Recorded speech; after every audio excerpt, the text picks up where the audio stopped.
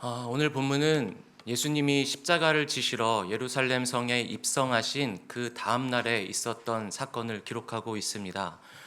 예수님께서는 나귀를 타시고 일요일에 예루살렘에 입성을 하셨습니다. 그리고 그 다음 날에 이제 베다니에서 예루살렘으로 다시 들어가시는 그 길에 허기가 지셔서 그 잎사귀가 풍성한 무성한 무화과 나무를 발견하시고 그 나무에서 열매를 찾으셨지만 열매가 없어서 실망하시고 무화과 나무를 저주하신 사건입니다.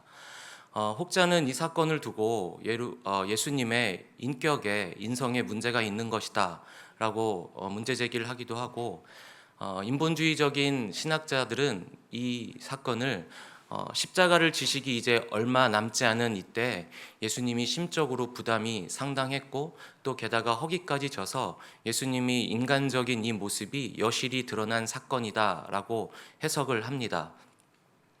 물론 예수님이 우리와 같은 완전한 인간의 모습으로 이 땅에 오셨기 때문에 십자가를 지시기 전에 두려움이 있는 것도 맞고 또 허기짐을 참지 못하실 수도 있지만, 그렇다고 해서 이 본문을 그렇게 해석하는 것은 너무나 성경을 모르는 얘기이고 또 이 시대를 잘 몰랐던 얘기입니다.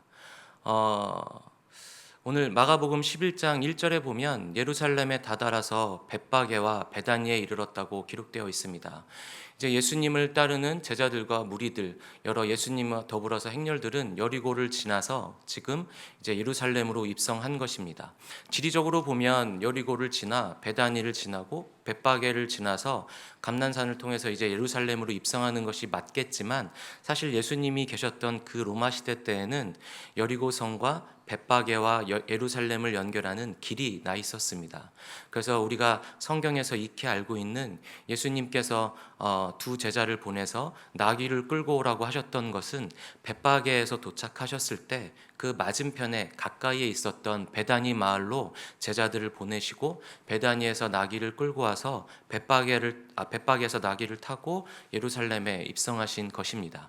이 벳바게가 이제 감람산 아래에 있는 그 초입에 있는 지방 마을입니다.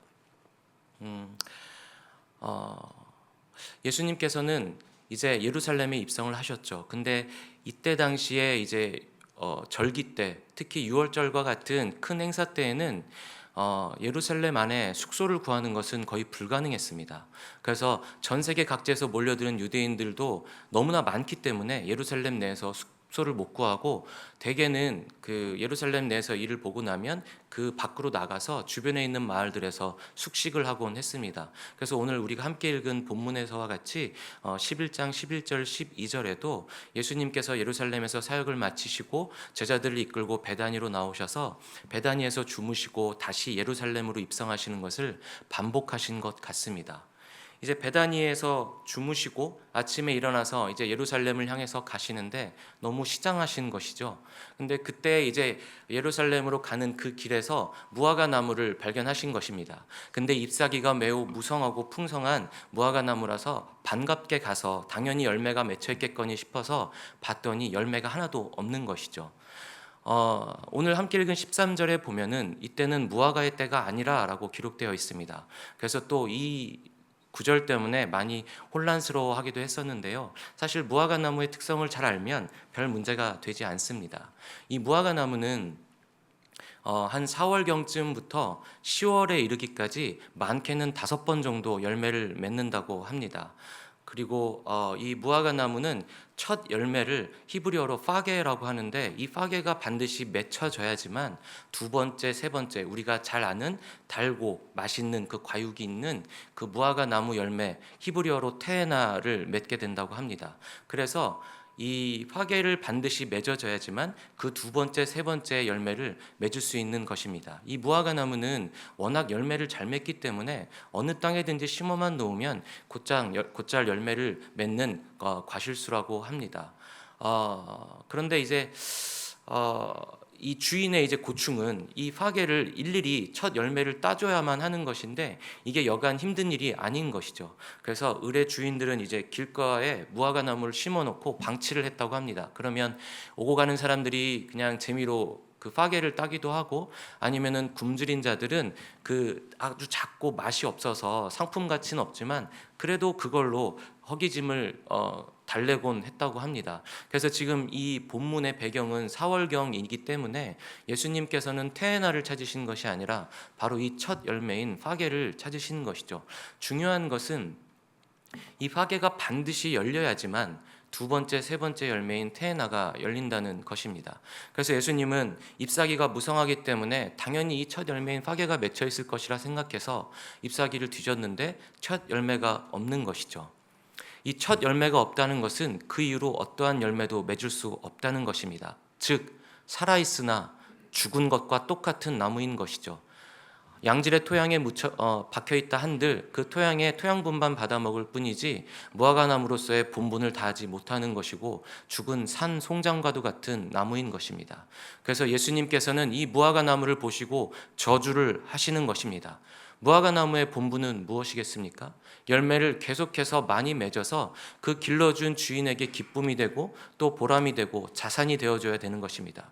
그리고 오고 가는 행인들에게, 굶주린 자들에게 양질의 열매를 공급하는 것이 바로 무화과나무의 본분일 것입니다. 그러나 오늘 본문에 등장하는 이 잎사귀만 무성한 무화과나무는 첫 열매인 파게를 맺지 못했기 때문에 이 이후로도 절대로 열매를 맺지 못하는 그냥 살아있으나 죽은 것과 똑같은 나무이기에 예수님은 이 무화과나무를 저주하신 것입니다. 예수님은 이제 예루살렘에 입성을 하십니다. 그리고 예루살렘 성전에 가서 그 성전 문 앞에서 장사를 하고 있는 상인들과 그리고 환전상들을 상과 의자를 뒤엎으시고 쫓아내십니다. 이 예루살렘의 성전은 우리가 잘 아시다시피 주전 25년경에 헤롯이 유대인들에게 잘 보이기 위해서, 유대인을 다스리는 그 지위를 공고히 하기 위해서 아주 화려하고 크게 증축하고 재건하는 그 성전입니다. 로마에게도 자신의 능력이 얼마나 대단한지를 보여주는 목적도 있었습니다. 사실 맨 처음에 솔로몬이 지은 이 성전은 바벨론 침공으로 인해서 다 무너졌습니다. 그리고 포로로 끌려간 그 자들이 페르시아 고레스 왕 때부터 세 번에 걸쳐서 다시 이스라엘로 귀환하게 되죠. 귀환한 이스라엘들은 자신의 정체성과도 같은, 그리고 하나님이 그곳에 머문다고 믿었기 때문에 성전을 다시 만들었습니다. 그러나 그 성전은 너무나 초라했고 보잘것이 없었습니다. 그때 그 성전이 바로 오늘 본문에 나오는 이 성전인데요. 이 성전을 헤롯은 정치적인 야심을 가지고 아주 크고 화려하게 증축하고 재건을 한 것입니다. 아주 긴 시간 동안 재건을 한 것이죠. 그래서 예수님과 함께 거닐던 제자들도 이 화려한 성전을 보면서 놀라워하고 멋있어했다는 기록도 남아 있습니다. 정말 겉으로 볼 때는 화려한 성전인 것이죠. 이 성전에 입구를 들어가면 바로 이방인의 뜰이 나옵니다.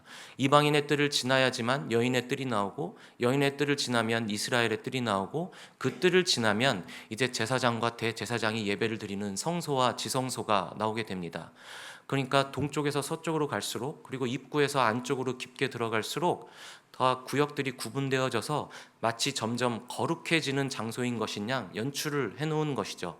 이 이방인의 뜰에는 누구나 다 올 수 있었고 머물 수 있었습니다.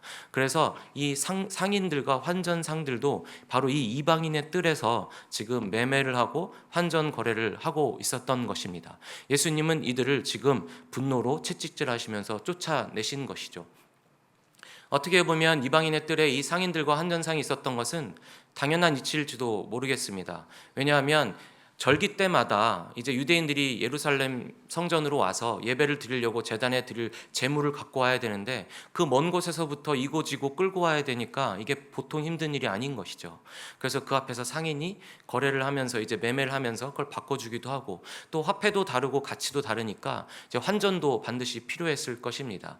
그래서 당연한 이치일 수도 있습니다. 그런데 또 한편으로 보면 유대인들에게는 이 예루살렘 성전이란 것은 하나님이 계신 곳입니다. 그들 입장에서는 하나님은 이곳에 머문다라고 생각을 한 것이죠. 그래서 유대인들 유대사회 공동체에서 이 성전은 구할 이상을 차지하는 정체성과도 같은, 전부와도 같은 곳입니다. 특히 유대 그 종교 지도자들 입장에서는 이 성전이 정말 중요한 곳이었죠. 게다가 율법을 정말 철저하게 지키는 것으로 자신들의 신앙을 채워나가는 것으로 착각했던 이들에게 성전은 굉장히 중요한 곳이었는데, 이들은 어찌된 영문인지 이 상인들과 환전상들을 그대로 묵인하는 것입니다. 용인하는 것이죠. 왜 그랬을까요? 이들은 겉으로는 자신들이 고귀한 척, 거룩한 척, 하나님을 진정 예배하는 백성인 척 하지만 사실 뒤로는 이 상인들에게 자릿세를 매기고 매매하는 그 거래대금을 또 양분하기도 하고, 그리고 특히나 환전을 통해서 얻게 되는 그 환차익을 얻었다고 합니다. 그래서 역사가인 요세푸스는 성전에서 거둬들인 수입 중에 상당히 많은 부분을 이 환전상을 통해서, 환차익을 통해서 종교 지도자들이 얻고 있었다고 합니다. 그러니까 더러운 것은 니들이 하고 고상한 것은 내가 할게, 이런 것이죠.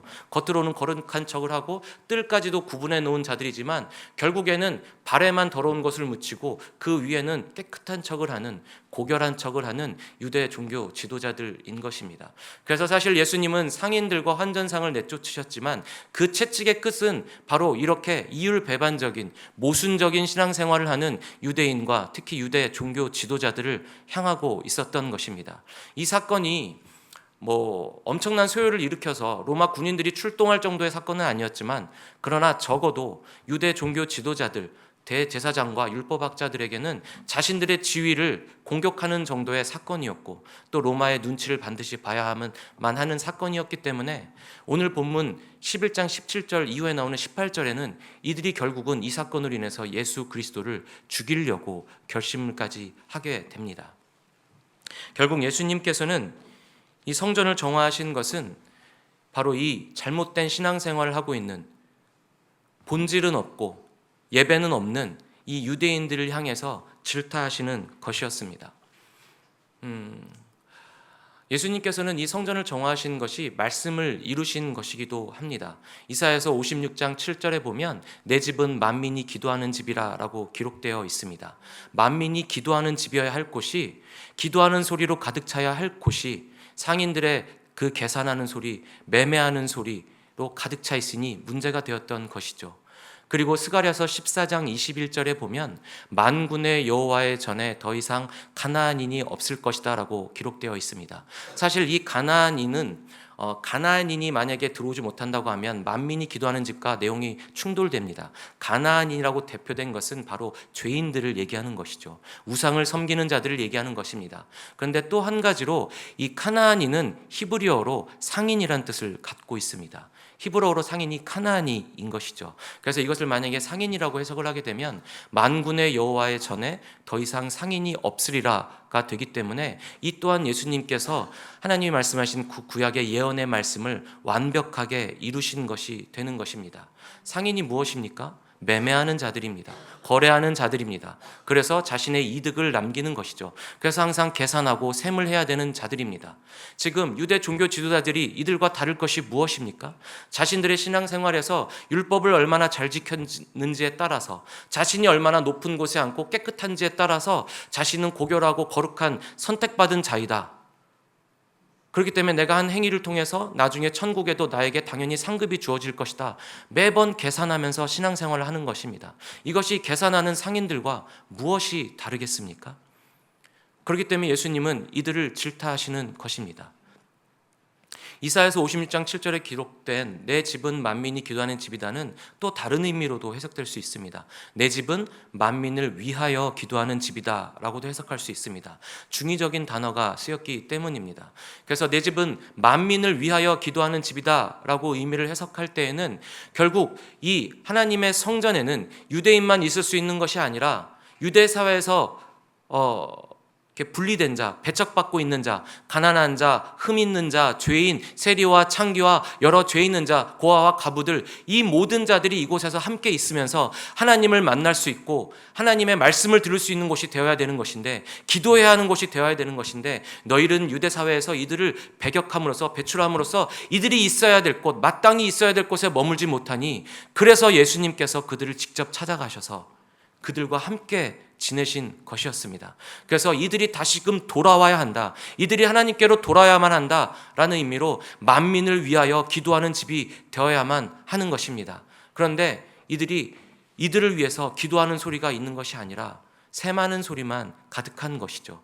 모양만 있을 뿐 본질이 없는 것입니다. 잎사귀만 화려할 뿐 첫 열매가 없는 것이죠. 이스라엘 백성은 하나님의 유일한 백성이 아닙니다. 오히려 첫 마중물로서, 첫 열매로서 이스라엘 백성이 하나님을 얼마나 잘 섬기는가를 보여줌으로 인해서 두 번째, 세 번째에 진정한 열매를 맺게끔 해야 되는 것인데, 이들이 첫 열매로서 살지 못하기 때문에 하나님께 이들이 나오지 못하는 것입니다. 잎사귀만 무성할 뿐 열매를 맺지 못하는 것이죠. 그래서 무화과 나무를 저주하시면서, 무화과 나무는 이스라엘을 대표하기 때문에 성전을 정화하신 것입니다. 예수님은 십자가를 지시려고 예루살렘에 입성하셨습니다.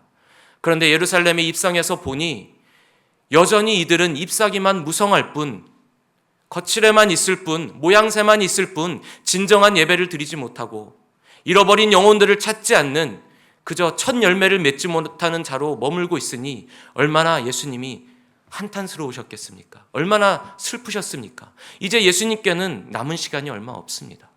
그리고 예수님을 만날 시간도 이들에게는 얼마 없는 것입니다. 그래서 예수님은 마치 이렇게 말씀하시는 것 같습니다. 너희는 잎사귀만 풍성한 무성한 무화과 나무와도 같다. 너희는 첫 열매가 없는 무화과 나무와도 같다. 그래서 가난한 자와 굶주린 자에게 열매를 맺어서 그들에게 양식을 제공하지 못할 뿐더러 주인인 나조차도 아무것도 거둘 수 없게 하였다. 그러면 내가 어떻게 하는지 아느냐? 바로 열매를 맺지 못하는 가지는 잘라서 모아져서 불에 던져서 태워질 것이다. 나는 너희를 이렇게 심판할 것이다 라고 말씀하시는 것 같습니다. 요한복음 15장 6절에 그렇게 기록되어 있지 않습니까? 열매를 맺지 못하는 가지는 잘라지고 모아져서 불에 태워질 것이다 라고 말씀하고 계십니다.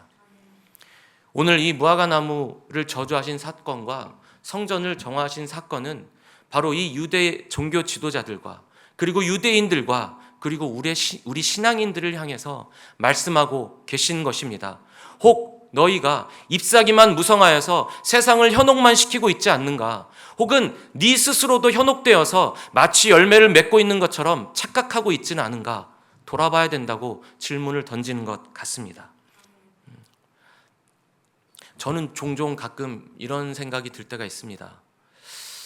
매주마다 앞에서 찬양인도 하고 가끔 이렇게 단에 서서 설교도 하고 제자반도 하고 교구도 하는데 구원을 외치고 예수님 하나님을 찬양한다고 하는데 정작 내가 구원에서 멀리 떨어져 있으면 어떡하지? 내가 만약에 아무 열매가 없으면 어떡하지? 예수님이 나를 모른다 하시면 어떡하지? 이런 생각이 들면 여태까지 살면서 지었던 죄들이 떠오르면서 굉장히 불안해지고 막 두려움이 엄습해 옵니다. 그래서 괴롭죠. 나 같은 게 어떻게 살 수 있을까? 뭐 이런 생각도 하기도 합니다. 얼마 전에 아는 목사님이 책을 한 권 선물해 주셨습니다. 그 책의 제목이 목사 구원이었습니다. 그 제목이 얼마나 좋든지요. 강한 찔림을 주면서 상당히 매력적으로 다가왔습니다. 그래서 그 책을 열심히 읽었는데 그 책의 골자도 그 내용이었습니다. 매번 입에 구원을 달고 사는 목사라는 자들이 진정 신앙생활을 잘하고 있는가? 구원받았다고 확신하는가? 이런 질문을 던지는 것이었습니다. 근데 저만 이런 고민을 하는 것이 아니라 사도 바울도 그런 고민을 했더라고요. 고린도전서 9장 27절에 보면 내가 내 몸을 쳐 복종함은 내가 남에게 전파하고 난 이후에 도리어 내가 구원받지 못하고 버림받을까 두려워함이라. 내가 내 몸을 쳐서 복종하기까지 이르는 것은 내가 남에게 예수 그리스도의 복음을 전하고 난 다음에 도리어 내가 버림받을까 너무 두렵기 때문이다 라고 고백하고 있더라고요. 그래서 이 말씀을 찾고 나서 조금은 위안이 되기도 했습니다. 성도님 여러분, 저나 여러 성도님이나 똑같이 하나님의 백성이고 평생을 살며 하나님을 알아가야 되고 믿어야 되는 신자들입니다. 근데 오늘 이 본문은 우리에게 이런 질문을 던지고 있습니다. 과연 그리스도를 믿는다고 하지만 입만 무성한 것은 아닌가? 세상과 나 스스로를 현혹시키고만 있는 것은 아닌가? 진정한 첫 열매, 파괴의 열매를 맺어서 그 이후에 맺어져야 될 풍성한 열매들을 맺게 하고 있는가? 내가 세상이 볼 때 예수 그리스도의 첫 열매가 되어서 그들이 두 번째, 세 번째, 네 번째, 다섯 번째 열매로 주인이신 하나님을 기쁘게 할 수 있도록 우리가 그리스도인답게 살고 있는가? 라고 질문을 하는 것 같습니다. 대형 교회일수록 교회가 점점 커질수록 공간도 넓어지고 사람들도 많이 모입니다. 근데 한편으로 안타까운 것은 우리가 예수 그리스도를 믿는 그 신앙의 연한이 깊어지고 오래될수록 세상의 곁을 더 안 주는 것 같은 느낌이 들기도 합니다. 세상을 더 두려워하는 것 같고 약간 멀리하려는 것 같기도 합니다. 이해도 됩니다. 우리가 너무 연약하기 때문에 신앙을 올바로 붙들기 위해서 그럴 수도 있겠지만 한편으로는 안타깝기도 합니다. 예수님께서 계실 때 종교 지도자들은 한결같이 예수님을 향해 이렇게 얘기했습니다. 아니 자칭 메시아란 작자가 어떻게 된 게 허구한 고아와 과부와 가난한 자와 세리와 창기와 저 죄인들과 함께 먹고 마실 수 있는가? 왜 저들과 함께 있는 것인가? 라고 의아해하면서 비아냥대기도 하고 조롱하기도 했습니다. 그런데 그때 예수님이 한결같이 말씀하신 것은 인자가 온 것은 잃어버린 영혼을 찾아 구원하기 위함이다 라고 말씀하시는 것이죠. 누가복음 19장 10절에 나와 있는 것처럼 삭개오, 세리장인 삭개오를 만나고 난 다음에 예수님은 이렇게 말씀하신 것입니다. 인자가 이 땅 가운데 온 것은 잃어버린 자를 찾아 구원하기 함이다. 어쩌면 그 예수님의 말씀이 예수 그리스도를 따르고 믿는 우리들의 평생의 사명일 수도 있습니다. 세상을 향해 곁을 주지 않는 것이 아니라 오히려 예수 그리스도로 말미암아 구원받은 그 말로 형언할 수 없는 사랑을 받은 우리가 세상으로 나아가서 그 잃어버린 영혼들을 귀하게 여김으로 하나님께 나오게 하는 첫 열매의 역할을 해야 되는 것이 바로 우리의 사명일 수도 있는 것입니다. 그런데 우리가 구분된 자라고 생각해서 세상을 혹은 두려워해서 마치 내가 거룩한 것인 양 신앙생활을 하면 안 되는 것이죠. 우리가 여기서 반드시 짚고 넘어가야 될 것이 있습니다. 우리는 회개하고 예수 그리스도를 믿었다고 해서 절대로 거룩한 자가 아닙니다. 그 죄가 사라지는 것도 아닙니다. 그 죄는 우리에게 고스란히 남아 있습니다. 어느 것 하나 지워지는 것 없이 아무리 우리가 회개를 하고 예수 그리스도를 믿는다고 한들 그 죄가 지워지는 것이 결코 아닙니다. 착각하셔서는 안 됩니다. 죄가 지워지는 것이 아니라 다만 하나님께서는 이제부터 죄인인 우리를 볼 때 우리를 큰 사랑으로 덮으신 우리 앞에서 서 계신 예수 그리스도를 통해서 우리를 보겠다고 작정하고 결심하신 것입니다. 가장 의로우신 예수 그리스도를 통하여 너희를 볼 테니 너희는 예수 그리스도를 믿음으로 말미암아 나의 자녀가 될 수 있다라고 확증하시고 결단하신 것이지, 그래서 우리를 예수 그리스도를 통하여 의롭다 여겨주시는 것이지 우리가 죄가 사라지는 것은 결코 아닙니다. 그렇기 때문에 우리는 예수 그리스도를 통하여서만 구원을 받을 수 있는 것이고 예수 그리스도를 통해서만 하나님의 자녀가 되는 것이고 예수 그리스도를 통해서만 하나님께 나아갈 수 있는 것입니다. 그래서 우리가 평생을 살면서 자랑하고 자랑스러워하고 믿고 알아가야 할 것은 예수 그리스도 한 분밖에 없는 것이죠. 그래서 오직 예수를 외치는 것입니다. 그런데 우리가 예수를 믿는다고 해서 세상 사람과 다르게 나는 달라, 나는 구분지어져야 돼, 나는 거룩한 자야 라고 한다면 이것은 진정으로 예수 그리스도를 믿지 않는 것입니다. 잘못 알고 있는 것이죠. 오히려 우리는 예수 그리스도를 믿음으로 말미암아 이제는 예수 그리스도에 접붙인 가지로서 살기 때문에 말로 형용할 수 없는, 정말 인간의 생각으로는 이해할 수 없는 그 하나님의 사랑, 예수 그리스도의 사랑, 죽기까지 하신 그 사랑의 영양분으로 공급받아 새 생명을 얻은 가지들입니다. 그래서 우리는 그 사랑으로 먹고 자라는 자들이기에 사랑의 열매를 맺지 않을 수가 없는 것이죠. 그곳에 다른 열매가 맺혀서는 안 되는 것입니다. 그 사랑의 열매는 겸손할 수밖에 없는 것입니다. 그래서 우리가 하나님의 첫 열매가 되어서 세상 가운데 속한 곳에서 만나는 사람들에게 사랑으로 겸손함으로 끊임없이 다가가야 하는 것입니다. 물론 굉장히 어려운 부분입니다. 저도 나이가 들수록 제 자신을 정말 더 알게 되는 것 같습니다. 저는 제가 사랑이 많은 줄 알았는데 사랑이 너무 없는 자인 걸 깨닫게 됩니다. 참 사랑도 없고 회칠한 무덤같이 남들이 힘든 걸 봐도 눈 하나 깜짝 안 하는 자가 저이면서 그들을 위해서 기도 한마디 하지 않는 자가 저라는 것을 더욱더 깨닫게 됩니다. 그런데 오늘 본문을 읽으면서 제가 깨닫게 된 것은 하나님이 지금 이 시대에 이 시기에 반드시 필요한 것은 바로 예수 그리스도의 접붙인 자, 그래서 예수 그리스도의 사랑을 받아먹고 자란 너희 가지인 너희들이 첫 열매로서 세상을 향해 사랑으로 섬겨야만 한다. 사랑이 소실되는 이 시대에, 사랑을 경험하지 못하는 이 세상에, 심지어 가정에서도 사랑을 찾기 힘든 곳에서, 그래서 사람들이 사랑을 받으면 오히려 거북해하고 관심 받으면 오히려 이상해하는 이 시대에 우리가 끊임없이 그리스도인으로 사랑으로 섬기고 그들을 위해서 기도해주고 그들과 벗이 되어주려고 하고 그들의 마음을 이해하려고 하고 또 그들을 위해서 내가 맡은 바에 최선을 다해 게으르지 않게 최선을 다해 일하는 모습을 보이는 것, 사회의 구성원으로서 최선의 모습을 보이는 것, 그것이 바로 너희들이 할 일이다 라고 말씀하시는 것 같았습니다. 그래서 예수님께서는 입만 무성한 무화과나무를 저주하셨고 성전을 정화하시면서 잘못된 신앙생활을 하고 있는 이율배반적인 모습을 보이고 있는 유대 종교 지도자들을 질타하신 것입니다. 우리가 그렇게 세상을 향해 진정 사랑의 마음으로 겸손의 마음으로 다가가면 분명 이들은 처음엔 어색할 수 있고 우리도 서툴러서 상처받을 수 있겠지만 끊임없이 첫 열매로서의 의무를 다한다고 하면 이들에게도 분명 하나님의 형상대로 지음받은 똑같은 사람인지라 이들에게도 하나님의 형상대로 지음을 받았기 때문에 그 하나님을 찾으려는 DNA가 반드시 각인돼 있을 것입니다. 그래서 사랑의 근원이신 하나님을 궁금하게 되고 결국에는 우리를 통해 아니면 하나님을 직접 찾아가게 될 것입니다. 이것이 바로 주인이신 하나님이 바란 무화과나무를 향한 열매인 것이죠. 첫 열매인 우리를 통해서 수많은 열매가 맺혀져야 되는 것입니다. 그것을 위해 비록 우리는 상처받을 수도 있고 어설플 수도 있지만 그러나 포기하지 않고 끊임없이 열매를 맺으려고 애를 쓰시는 저와 여러분이 되셔야만 하는 것입니다. 그 열매는 반드시 주인을 기쁘게 하고 세상을 이롭게 할 줄로 믿습니다. 이제 다음 주면 고난주간입니다. 부활절을 기준으로 해서 40일 정도를 사순절이라고 합니다. 이 고난주간에는 특히 예수님과 나를 집중해서 들여다봐야 되는 시간인 것 같습니다. 특히 내가 어떻게 살고 있는가, 예수 그리스도를 믿는 자로 어떻게 살고 있는가를 들여다봐야 되는 시간인 것 같습니다.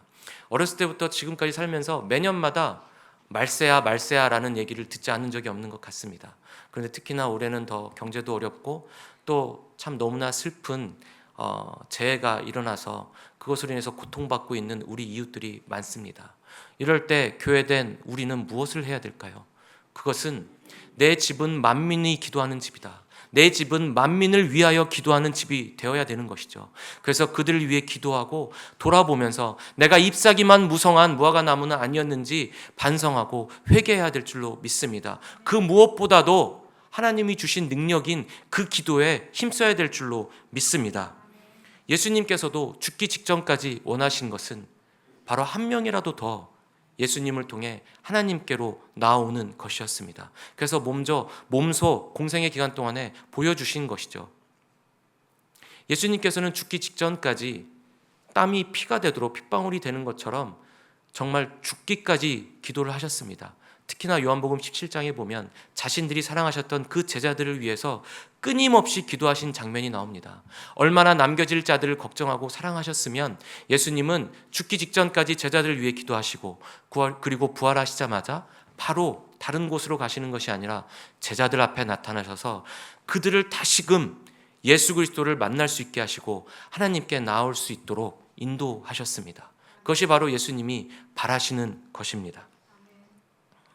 성도님 여러분, 저와 여러분도 우리를 잘 담금질해서 평생토록 잎만 무성한 무화과나무가 아닌지 첫 열매를 맺고 많은 자들을 하나님께로 인도하는 역할을 하는지를 계속해서 담금질하며 끊임없이 찾아보셔야 될 줄로 믿습니다. 그래서 끊임없이 만민이 기도하는 집, 만민을 위하여 기도하는 집을 이루어가는 저와 여러분이 되셔야 될 줄로 믿습니다.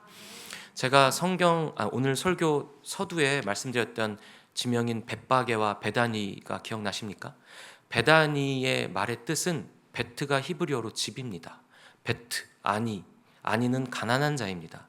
그래서 가난한 자의 집도 되지만 사실 베트, 테에나가 합쳐진 베테나, 베다니가 된 것입니다. 그러면 무화과 열매 집이 되는 것이죠. 예수님께서는 사역을 마치시고 피곤하신 상황에서도 그 베다니로 가셔서 당신의 백성의 그 열매들을 바라시며 그곳에서 머무셨습니다. 벳바게는 베트, 파게의 합성어입니다. 벳파게, 무화과나무의 첫 열매의 집인 것이죠. 예수님께서 예루살렘에 입성하시려면 반드시 이 벳바게를 통해서만 들어가실 수 있었습니다. 성도님과 저의 이름은 무엇입니까? 그리스도인입니다. 그리스도인답게 사시는 저와 여러분이 되셨으면 좋겠습니다.